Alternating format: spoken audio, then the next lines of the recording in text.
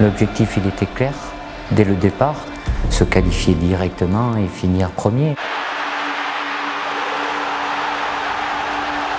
Chaque membre de mon staff a une responsabilité.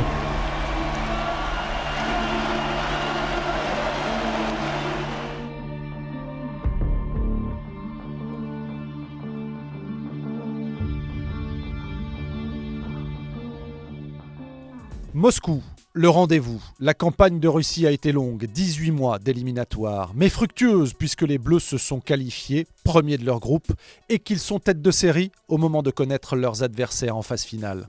La France hérite du groupe C, avec l'Australie et le Pérou pour une grande première, et le Danemark, une vieille connaissance. Pour les supporters, ce tirage au sort est juste un avant-goût de la fête qui se prépare en juin. Pour le staff de l'équipe de France, c'est le coup d'envoi de la préparation. Elle durera 6 mois. Première étape, cruciale, valider le lieu de résidence des Bleus pendant la Coupe du Monde. Le staff a tranché, ce sera Istra.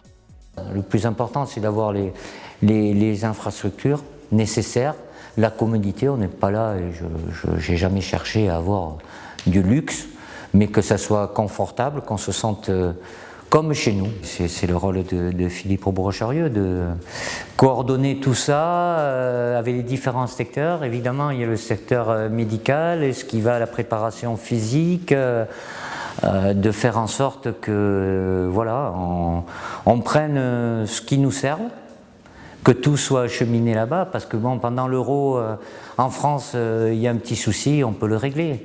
Là-bas, on est loin, on n'aura pas cette possibilité-là. Donc ça passe par pas mal d'allers-retours des différents membres de mon staff pour faire en sorte que suivre l'évolution des travaux, des modifications par rapport à ce que chacun a besoin. Le deuxième temps fort, le séminaire annuel du staff début janvier. C'est à Nice que Didier Deschamps réunit ses troupes. Quand on est en stage avec les joueurs, la priorité c'est les joueurs, on est tous au service des joueurs. Là on est entre nous, on peut échanger, donner un avis. Voilà, c'est pas, je suis pas là pour dire on fait comme ça, c'est comme ça, toi tu fais ça. Non, chacun est responsable d'un domaine, donner un avis. Après, évidemment, il y a une réflexion, c'est décidé et tout le monde va dans le même sens. L'observation des joueurs hors période de rassemblement prend une place considérable dans l'emploi du temps du staff technique. C'est la part la plus importante. C'est chaque week-end de faire en sorte, voilà, il y a une bonne cinquantaine de joueurs qu'on supervise, faire en sorte d'avoir une vision sous tout le joueur qu'on considère qui peuvent être à un moment être appelés. En avril, les échéances s'accélèrent. Championnat, Coupe d'Europe, les Bleus sont sur tous les fronts. Guy Stéphane est ce soir-là à l'Emirates Stadium, spectateur attentif du match entre Arsenal et l'Atlético Madrid. Donc quand on se déplace, c'est mon cas aujourd'hui, on a une vision périphérique du match. C'est-à-dire qu'on est capable de voir l'endroit où est le ballon, bien sûr, et l'endroit, les joueurs, que font-ils lorsqu'ils n'ont pas le ballon, surtout loin de l'action. Et il y a aussi, qui est important dans la tribune, c'est le ressenti qu'on peut avoir. Le ressenti, l'atmosphère du match, ce qui se passe dans la tribune, ce qui se passe sur le terrain, en fonction, etc. Quelquefois, on ne ressent pas ça à la télé. Mais il y a un autre avantage à être en déplacement, à être sur place, c'est de voir l'échauffement. Et c'est très intéressant de voir les joueurs s'échauffer. Ça donne déjà une impression sur leur forme du jour.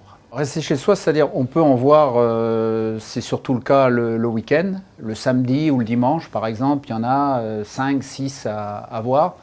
Et donc on peut les voir entièrement. Guy Stéphane dissèque une quinzaine de matchs chaque week-end. À la sortie du stade, il a pour réflexe d'appeler Didier Deschamps, volonté de partager tout de suite ses impressions avec le sélectionneur. La remontée d'informations, c'est tout de suite après le match. Je téléphone à Didier et je lui donne mon commentaire sur ce que je viens de voir. Alors quelquefois, lui, il a également vu le match devant la télé. Et donc je lui donne les points positifs, les points négatifs, ce que j'ai vu sur le ou les joueurs lorsqu'ils avaient le ballon, lorsqu'ils n'avaient pas le ballon, les déplacements qu'ils ont eus. Avec l'aide du staff vidéo, les Bleus s'appuient sur des données statistiques précises et un travail d'observation poussé en amont des rassemblements. C'est une relation très, très importante avec le staff vidéo qui est composé de Thierry Marzalek et Éric Dubray. Donc avec Didier et Franck, on est en relation avec eux évidemment et on voit surtout nos adversaires. Le suivi médical des joueurs est aussi primordial. Chacun apporte sa pierre à l'édifice pour mettre les Bleus et leurs sélectionneurs dans les meilleures conditions possibles.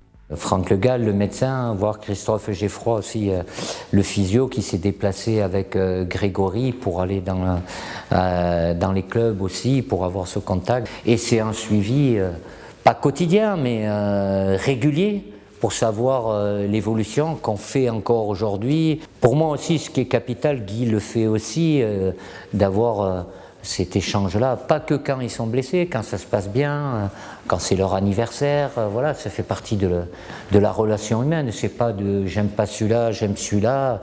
Faire en sorte à des moments importants, quand il y a des bons matchs, sans me mêler de ce qui se passe dans leur club, parce que leur responsable et leur lien, c'est leur entraîneur en club, mais d'avoir cet accompagnement, ça fait partie du relationnel que, enfin moi je le vois comme ça, que doit avoir le sélectionneur ou son adjoint, ou Franck aussi, qui a un contact régulier avec les gardiens. Le sprint final est donc lancé depuis le 1er décembre 2017. Depuis, chaque membre du staff s'active pour être prêt. La prochaine étape, elle est décisive, le jeudi 17 mai, 20h, le jour choisi par Didier Deschamps pour annoncer les 23 joueurs retenus pour cette Coupe du Monde, les 23 qui défendront les couleurs de la France. Il sera alors temps de rejoindre tous ces supporters impatients, de basculer pleinement dans l'événement, de Kazan à Moscou, en passant par Ekaterinbourg, le périple du premier tour.